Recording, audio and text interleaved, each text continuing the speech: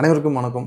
ஒரு பாவத்தை பார்க்கக்கூடிய கோள்களும், ஒரு பாவத்தில் நின்ற கோள்களும், ஒரு பாவாதிபதி நின்ற நட்சத்திரம் மட்டுமே ஒரு பாவத்தின் வழியாக கிடைக்கக்கூடிய நன்மை தீமைகளையும் கர்ம வினை என்ன, அதன் ஒட்டி நம்ம அனுபவிக்கக்கூடிய சந்தோஷத்தையும் ஆனந்தத்தையும் சொல்லக்கூடியது. லக்னத்துக்கு 7ஆம் இடம் களத்திர பாவத்தை கிரகம் பார்வை செலுத்துகிறதோ, எந்த கிரகம் அமைந்துள்ளதோ அதன் சார்ந்த வகையில் மட்டுமே நமக்கு வரக்கூடிய மனைவி, கணவன் எந்த குணாதிசயத்தோடு இருப்பாங்க, அவங்களோட நம்ம எந்த அளவுக்கு ஒத்து செல்கிறோம், விட்டு கொடுத்து செல்கிறோம் சொல்லக்கூடியது தான் 7ஆம் பாவம். ஒரு கிரகம் அமைவு பெற்றிருந்து பகவான் பார்க்கிறத சொல்லும்போது வரக்கூடிய கணவனோ மனைவியோ அவங்களுடைய தன்மை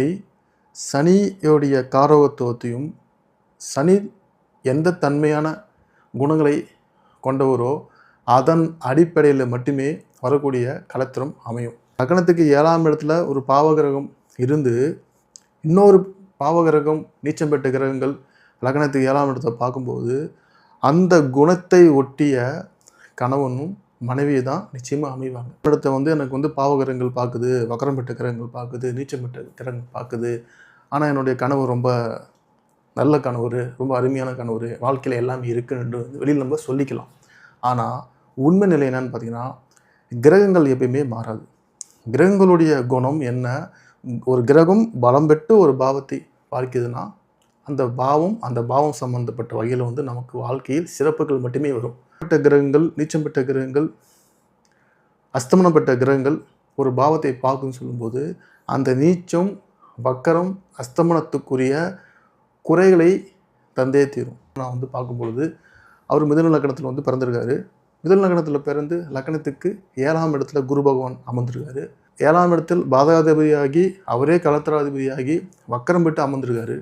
அவரே 10ஆம் இடத்துலேருந்து சனி பகவான் கேது சந்திரனோட சேர்ந்து பார்க்கிறாரு. அவர் என்கிட்ட ஜாதகத்தை பொருத்தம் பார்க்க வரும் பொழுது மிகப்பெரிய குழப்பம்.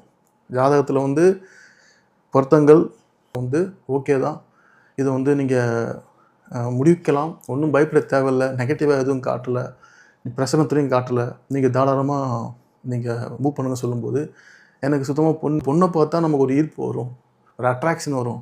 எனக்கு ஃபீல் வர மாட்டேது. வீட்டில் எங்கள் அப்பா அம்மா சம்மதிக்க வைத்து நிச்சயதார்த்தமே பண்ணியாச்சு, மண்டபத்தையே ஆகஸ்ட் மாதம் கல்யாணம், மண்டபத்தையும் புக் பண்ணியாச்சு. எனக்கு இப்போ என்ன முடிவு பண்ணுறதுன்னே எனக்கு உண்மையே தெரியல. நிச்சயம் ஆன